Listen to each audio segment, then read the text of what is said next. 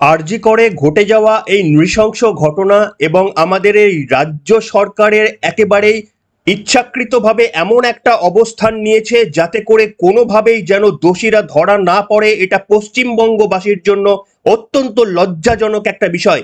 এবং এটাই যেন চোখ খুলে দিচ্ছে পশ্চিমবঙ্গবাসীর কাছে যে আসুন দেখুন আপনারা কাদের সিলেক্ট করে, কোন সম্মানীয় মহিলাকে সিলেক্ট করে আপনারা মুখ্যমন্ত্রীর চেয়ারে বসিয়েছেন, তাও আবার তৃতীয়বারের জন্য। এর পরিণাম আপনাদের ভোগ করতে হবে, এটা অনেক দিন আগে থেকেই আমরা বলেছিলাম এবং তার নিশ্চিতভাবে ফল এখন থেকেই ফলতে শুরু করেছে।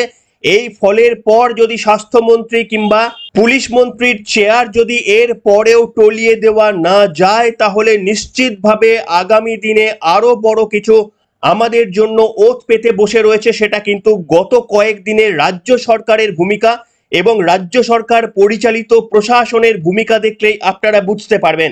কেন এই কথা বলছি, আপনারা নিশ্চিতভাবে বিভিন্ন তথ্য প্রমাণ পেয়েছেন কিভাবে মারা যাওয়ার পর একেবারে ঘটনার পরে পরে ভিকটিমের বাবা মাকে ফোন করে বলে দেওয়া হয়েছিল যে তার মেয়ে অসুস্থ, তারপরে জানানো হয়েছিল তার মেয়ে সুইসাইড করেছে।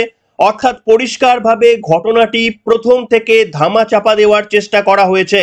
এবং শুধু তাই নয়, এই রাজ্য সরকার এমন কিছু পদক্ষেপ নিচ্ছে যেটা অত্যন্ত সন্দেহের। আপনারা সকলেই খবর পেয়ে গিয়েছেন যে চারতলার সেমিনার হলে এই নারকীয় ঘটনাটি ঘটেছে, তার পাশের একটি রুমকে সংস্কার করতে সোমবার থেকে শুরু করে দিয়েছে আরজি কর কর্তৃপক্ষ, তাও আবার এই প্রিন্সিপাল যাকে তাড়িয়ে দেওয়া হয়েছে তার নির্দেশে সংস্কার করতে দেওয়াল ভাঙতে শুরু করেছে। একেবারে কি তথ্য প্রমাণ নষ্ট করার চেষ্টা করছেন তারা? এই প্রশ্ন উঠছে, ভিডিও আপনাদের সামনে দেখাবো। এবং এই প্রথমবারের জন্য কেন্দ্রীয় সরকারের তরফ থেকে এই প্রথম অফিসিয়াল বক্তব্য এসেছে, সেটাও আপনাদের সামনে দেখাবো। কেন্দ্রের নতুন স্বাস্থ্যমন্ত্রী জেপি নাড্ডা তিনি পরিষ্কারভাবে বলেছেন এটাকে কোনোভাবে রেয়াত করা যাবে না। রাজ্যের মাননীয় মুখ্যমন্ত্রী মমতা বন্দ্যোপাধ্যায়ের আমলে দীর্ঘদিন ধরে মহিলাদের যে মারাত্মক অবস্থায় পশ্চিমবঙ্গবাসীকে যেতে হচ্ছে সেটারও উল্লেখ করেছেন তিনি, তার বক্তব্য আপনাদের শোনাবো। নমস্কার, welcome to simple as ABC, আপনাদের সকলকে স্বাগত জানিয়ে শুরু করছি আজকের বিশেষ খবর। চেষ্টা হয়েছে এবং পরিবারের পক্ষ থেকে বলা হয়েছে মিঠু মজুমদার কাউন্সিলর আর নির্মল ঘোষ নান্টু ঘোষ দাঁড়িয়ে থেকে বলিয়েছেন যে আমাদের মুখ্যমন্ত্রীর উপরে আস্থা ভরসা আছে। আমি ওনার বাবার সঙ্গে কথা বলেছি টেলিফোনে, কৌস্তব বাগচির টেলিফোনে। ওনার বাবা আমাকে যে কথা বলেছিলেন পরে অন্য স্টেটমেন্ট করেছেন এবং একজন মাননীয় ডাক্তারবাবু আপনাদের টিভিতে বলেছেন যে উচ্চপদস্থ পুলিশ আধিকারিক টাকা অফার করেছেন। উনি বলেছেন, আমি জানি না, আমি বলিনি। গতকাল মমতা ব্যানার্জি সহানুভূতি দেখাতে যাননি, ম্যানেজ করতে গেছিলেন, তাই বাড়ির লোক বলেছেন রবিবার অবধি দেখতে হবে, তাই সিবিআই সরাসরি কেস নেওয়ার সুযোগ ছিল না।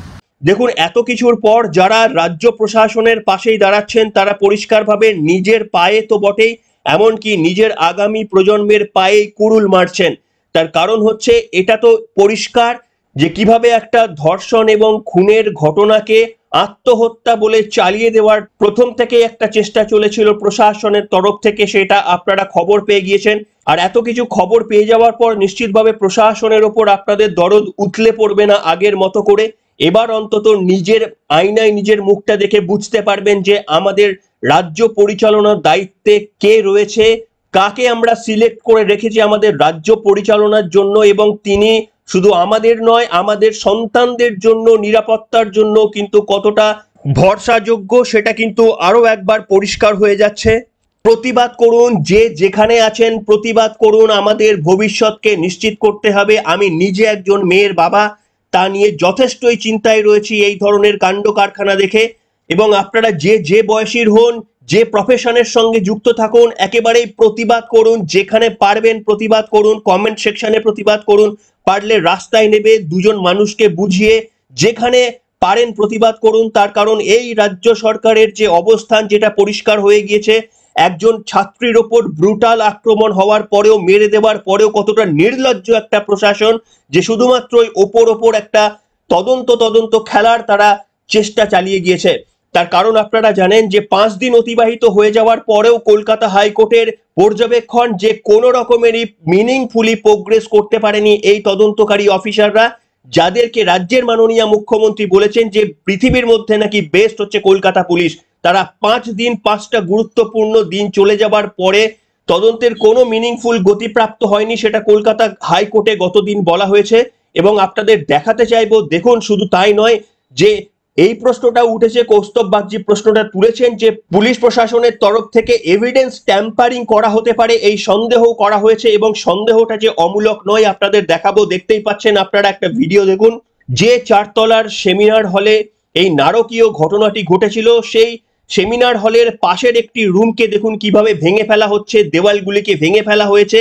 একেবারেই পরিষ্কারভাবে যেন বোঝা যাচ্ছে যে কোথাও গিয়ে একটা এভিডেন্সকে আটকে দেওয়ার জন্য এই কাণ্ড কারখানা। তা যদি না হয় তাহলে এত বড় কাণ্ড কারখানা যখন গোটা দেশ নড়ে গিয়েছে তখন কেন তড়িঘড়ি দেওয়ালকে ভেঙে ফেলতে হবে?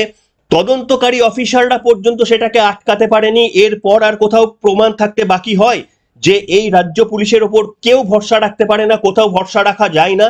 আমার আপনার সন্তানদের বাঁচানোর জন্য অন্তত এই প্রশাসনকে কোনো না কোনোভাবে সরাতেই হবে আমাদের। আর তা যদি না হয় তাহলে নিশ্চিতভাবে এই ধরনের ঘটনা যে কোনো পরিবারের সঙ্গে ঘটতে পারে। একটা রিপোর্ট আপনাদের দেখায়, একটা ভিডিও আপনাদের দেখায় কিভাবে ভেঙে ফেলা হয়েছে, সেটা আপনারা দেখুন। দেখলে চমকে যাবেন যে কিভাবে ট্যাম্পারিং করার একটা অভিযোগ উঠেছে এভিডেন্সকে, সেটা আপনারা দেখুন, প্রত্যক্ষ করুন। আমি দাঁড়িয়ে রয়েছি চেস্ট মেডিসিন বিভাগের যে সেমিনার রুম, সেই সেমিনার রুমের সামনে। এখানে কলকাতা পুলিশের কর্মীরা মোতায়েন রয়েছে এবং যে প্লেস অফ অকারেন্স পিও তার সামনে এখানে কনস্ট্রাকশনের কাজ চলছে। এবং যখন আমরা রিপাবলিক বাংলা এসে পৌঁছই সেই সময় পুলিশ কর্মীরা তারা এখানে প্রশ্ন তোলেন যে আমরা কেন এখানে, এবং বারবার যে প্রশ্নটা হচ্ছে একাধিক জায়গায় কিন্তু মেইনটেনেন্স কাজ, সেই কাজ চলছে। অর্থাৎ এই যে জায়গা সেমিনার রুমের বাইরে এই যে রুম, সেই রুমে যেমন কনস্ট্রাকশনের কাজ হয়েছে বা এখানে ভাঙা হয়েছে, সেই জায়গায় নিঃসন্দেহে প্রশ্ন উঠছে তথ্য প্রমাণ লোপাটের চেষ্টা হয়েছে কিনা। এবং কলকাতা পুলিশের নজরদারি যেখানে এখানে রয়েছে সেখানে কিভাবে কারা এই কাজ চালালেন, হাসপাতাল কর্তৃপক্ষই বা কি ভূমিকা পালন করলেন তা নিয়ে প্রশ্ন উঠছে বারংবার। দেখলেন বন্ধুরা, এরপরেও বিশ্বাস রাখা যায় এবং খুব স্বাভাবিকভাবেই যেটা গতকাল কলকাতা হাইকোর্টে শুভেন্দু অধিকারী, কৌস্তব বাগচি সহ এরকম আরো 6 জন, এমনকি মৃতার মা বাবা, যারা এতদিন পর্যন্ত রাজ্য সরকারের অনেকেই বলছেন চাপে পড়ে তাদের তদন্তে নাকি খুশি হয়েছেন, তাদের তদন্তের ওপর আস্থা রয়েছে বলে যারা বলছিলেন, তারাও কিন্তু গত দিনে নিজেরা কলকাতা হাইকোর্টে চলে গিয়েছিলেন এবং তাদেরও কিন্তু মামলাতে পার্টি করা হয়েছে। তাদেরকে অসংখ্য প্রণাম, অসংখ্য ধন্যবাদ যে এত মনের জোর নিয়ে তারা এই মুহূর্ত পর্যন্ত লড়াই করে যাচ্ছে। এবং খুব ঐতিহাসিকভাবে একেবারেই প্রথম দিনের শুনানিতেই কিন্তু কলকাতা হাইকোর্টের যিনি প্রধান বিচারপতি, তিনি সিবিআই তদন্তের নির্দেশ দিয়ে দিয়েছেন। ভাবুন, এর আগে কিন্তু এমনটা ঘটেনি, যেখানে প্রথম দিনের শুনানিতেই একেবারে সিবিআই তদন্তের নির্দেশ দিয়ে দেওয়া হয়েছে। কতটা পুলিশের ওপর, রাজ্য প্রশাসনের ওপর অযোগ্যতা প্রকাশ না থাকলে এইভাবে সিবিআই তদন্তের দাবি করতে পারা যায় না। সেখানে দেখুন রাজ্যের মাননীয় মুখ্যমন্ত্রী মমতা বন্দ্যোপাধ্যায়ের ভূমিকা, একজন মহিলা মুখ্যমন্ত্রী মুখ, অথচ এই রাজ্যে মমতা বন্দ্যোপাধ্যায় ক্ষমতার আসার পর থেকেই যতবারই ধর্ষণের মতো ঘটনা ঘটেছে, কি একটা কারণের জন্য আমরা জানি না, বারবার দেখেছি সেই ঘটনাগুলোকে আড়াল করার একটা সরকারিভাবে বা প্রশাসনিক দিক থেকে বা তৃণমূল কংগ্রেসের দিক থেকে সেগুলোকে একেবারে চেপে যাওয়ার একটা কেন ঘটনা, কেন বারবার ধর্ষকদের বা অপরাধীদের পক্ষে কেন চলে যায় রাজ্য সরকারের বা তৃণমূল কংগ্রেসের মতামত, সেটা কিন্তু পশ্চিমবঙ্গের মানুষকে যথেষ্টই বিভ্রান্ত করেছে, যথেষ্টই ভয়ে ভীত করেছে। হাসখালির ওই নাবালিকার কথা নিশ্চিতভাবে আপনাদের মনে রয়েছে, যাকে ধর্ষণ করে পুড়িয়ে মেরে দেওয়া হয়েছিল। হ্যাঁ, সে ডাক্তার ছিল না, কিন্তু তার অপরাধও আজকে যে ঘটনা ঘটে গেছে তার থেকে কোনো অংশে কম নয়, বরঞ্চ নৃশংসতা সেটা বিভিন্ন ঘটনাকে হার মেনে যায়। কামদুনির ঘটনা, এরকম একের পর এক ঘটনায় রাজ্যের মুখ্যমন্ত্রীর বয়ানগুলো নিশ্চিতভাবে আপনার মনে রয়েছে। তাই মুখ্যমন্ত্রী মমতা বন্দ্যোপাধ্যায় যতদিন থাকবেন, তার রাজত্বে, তার পুলিশের তদন্তে যে কোনো রকমেরই ধর্ষকরা ধরা পড়বে না, সেটা এতদিনে পশ্চিমবঙ্গের মানুষ হয়ে বোধহয় আমরা সকলেই বুঝে গিয়েছি, যদি না একেবারেই তৃণমূলের দলদাস হয়ে থাকি। তবে আপনাদের দেখাতে চাইবো, এই প্রথম কেন্দ্রীয় সরকারের তরফ থেকে কিন্তু একটা অফিসিয়াল স্টেটমেন্ট জারি করা হয়েছে। যিনি স্বাস্থ্যমন্ত্রী রয়েছেন তার তরফ থেকে একটা অফিসিয়াল স্টেটমেন্ট এসেছে, যেখানে পরিষ্কারভাবে বলা হয়েছে এই ঘটনা তারা লক্ষ্য রাখছেন, সিবিআই তদন্তকে তারা স্বাগত জানিয়েছেন, কলকাতা হাইকোর্টের রায়কে স্বাগত জানিয়েছেন। পাশাপাশি এটাও বলা হয়েছে যে রাজ্যের মাননীয় মুখ্যমন্ত্রী মমতা বন্দ্যোপাধ্যায়ের রাজত্বকালে পশ্চিমবঙ্গে মহিলাদের যে করুণ অবস্থা সেটা সত্যিই ভাবাচ্ছে কেন্দ্রকে। আসুন শুনুন জেপি নাড্ডার সেই বক্তব্য। जो घटना यंग पीजी स्टूडेंट महिला के साथ हुई है वह सच में दिल दहला देने वाली और दुनिया को, देश को झकझोर देने वाली घटना है। मैं इसकी निंदा भी करता हूं, इसकी भर्त्सना भी करता हूं और बहुत दुख व्यक्त करता हूं कि ऐसी अमानवीय घटना घटी है।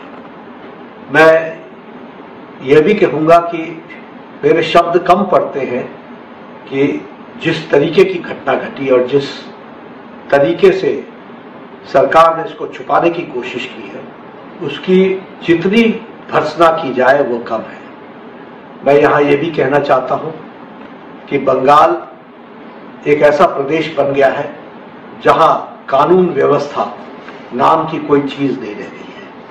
लॉलेसनेस चरम शिखर पर है और दुख की बात यह है कि महिलाओं पर अत्याचार दिन प्रतिदिन वेस्ट बंगाल में बढ़ रहा है और यह सब कुछ महिला मुख्यमंत्री होने के पश्चात ये हो रहा है। ये और भी चिंताजनक है। একটু ভালো করে ভেবে দেখুন, এই তৃণমূল জামানায় আমরা যা পেয়েছি তার থেকে বহু গুণে আমরা জিনিসপত্র হারিয়েছি। গতকাল এবিপি আনন্দের ঘন্টাখানেক সঙ্গে সুমন প্রোগ্রামটা আমি দেখছিলাম, জানি না আপনারা হয়তো অনেকে দেখেছেন। সেখানে ডক্টর অভিজিৎ দাস, প্রফেসর অভিজিৎ দাস যে ধরনের বক্তব্য বলছিলেন সত্যি শুনতে অবাক লাগছিল, যে বিভিন্ন রকমের মেডিকেল কলেজে ছাত্রছাত্রীরা, ডাক্তারি ছাত্রছাত্রীদের এক অংশ 2K পাস করে এবং তাদেরও একটা ওই গোষ্ঠী রয়েছে, তাই সেই সমস্ত গোষ্ঠীগুলো কোথাও কোনো নেতার সঙ্গে তাদের আঁতাত রয়েছে এবং সেই সমস্ত ছাত্রছাত্রী, পড়ুয়া ছাত্রছাত্রীরা 2K পাস করেন, কোনো রকমেরই পড়াশোনা করেন না। 3 ঘন্টার পরীক্ষা 4 ঘন্টা ধরে দেন, মোবাইল নিয়ে পরীক্ষা দেন, বই খাতা খুলে পরীক্ষা দেন। এরাই নাকি আমার আপনার চিকিৎসা করবে, আর এরাই হচ্ছে ওই সন্দীপ ঘোষের একেবারেই প্রিয় নেতা হয়ে যাবে। এরাই দুদিন পর যে কোনো ইউনিভার্সিটি বা যে কোনো কলেজের দেখবো যে অধ্যক্ষ হয়ে গেছে কিংবা তাদের প্রিন্সিপাল হয়ে গিয়েছে। তার কারণ রাজ্যের মুখ্যমন্ত্রী মমতা বন্দ্যোপাধ্যায় এদেরই বেশি পছন্দ করে, এদেরই বেশি করে রিওয়ার্ড করে। তাই সেই কারণে ভাবুন, সার্বিক দিক থেকে কিন্তু আমাদের অবনতি হচ্ছে এই রকম না, একটা দিকে শুধু অবনতি হয়েছে। আপনারা যদি আরো একবার ফিরে যান, নিয়োগ দুর্নীতি, শিক্ষক নিয়োগ দুর্নীতি যদি ফিরে যান, সেখানেও বুঝতে পারবেন যে ধরনের দুর্নীতি হয়েছে। ভারতবর্ষ ছেড়ে দিন, পশ্চিমবঙ্গ ছেড়ে দিন, ভারতবর্ষের ইতিহাসে এত বড় দুর্নীতির নজির কিন্তু নেই।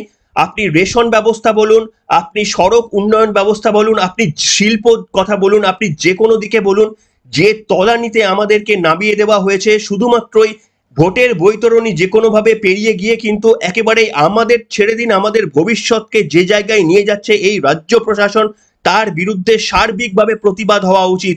আপনারা যে যেখানেই থাকুন নিশ্চিতভাবে প্রতিবাদ করুন। আপনারা জানেন আজ মধ্যরাতে মহিলারা রাস্তায় নামছেন, গোটা রাজ্য জুড়ে এমন পরিকল্পনা হচ্ছে।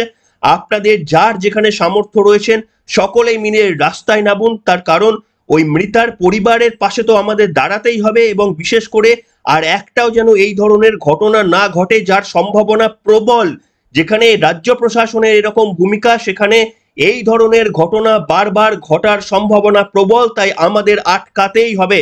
এই সার্বিকভাবে যে পশ্চিমবঙ্গের অবনয়ন হয়েছে সেটাকে যদি আমরা থামাতে না পারি তাহলে কি ভয়ঙ্কর পরিণতি আসছে সেটা কিন্তু আমাদের বুঝতেই হবে। তবে হ্যাঁ, সব জিনিসের শেষ আছে। প্রশাসন নিশ্চিতভাবে এই যুদ্ধেও হয়তো জয়লাভ করে যেতে পারে, আরো একবার হয়তো তারা জয়লাভ করে যেতে পারে। বিভিন্ন রকমের ছদ্মবেশীরা তারা মেকি আন্দোলন করার চেষ্টা করছেন। অনেক রকম যারা শীত ঘুমে যে সমস্ত বুদ্ধিজীবীরা ছিলেন তাদের অ্যাক্টিভিটি গুলো কিন্তু অত্যন্ত সন্দেহের। তারা সত্যি সত্যি আন্দোলন করছেন নাকি মেকি আন্দোলনের নামে আন্দোলনের মধ্যে ঢুকে গিয়ে আন্দোলনটাকে সীমিত করে দেওয়ার চেষ্টা করছেন, সেদিকটাও কিন্তু আমাদের সমানভাবে খেয়াল রাখতে হবে। তার কারণ হচ্ছে এই যে অবস্থা, এই অবস্থা থেকে আমাদের বেরোতেই হবে। এইটা আমাদের একেবারে দৃঢ় প্রতিজ্ঞ হতে হবে।